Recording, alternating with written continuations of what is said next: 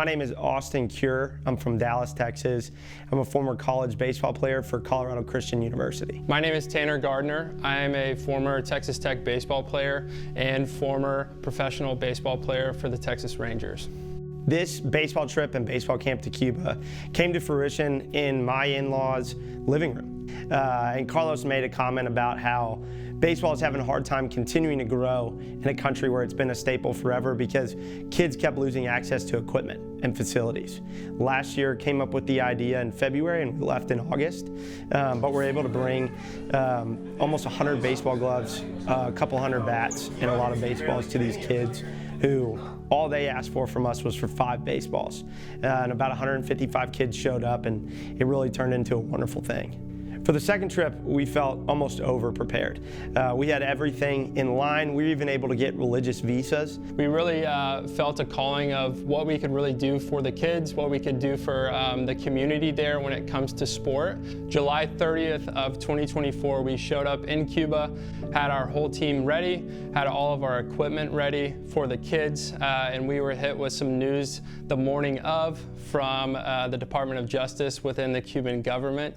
The government had shut down the baseball fields, that we weren't allowed to use them.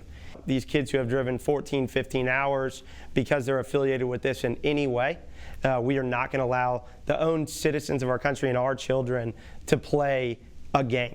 You kind of get a sense of how oppressed the church really is in Cuba and how much the government can take from the people at any point in time. So the coolest part of this, and maybe the turning point, is much like when we received the news, there's a lot of anger and frustration, especially as Americans.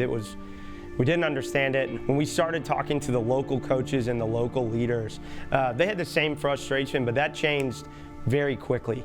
They got over it and started adapting, and it was actually really fun to get to see. We set up some nets and we're hitting baseballs into nets on volleyball courts. We started doing pitching lessons next to a chicken coop. We went into a cow pasture and started hitting baseballs out there. And the second day we actually found a giant goat field. We had goats roaming around the field. We had people with machetes cutting grass.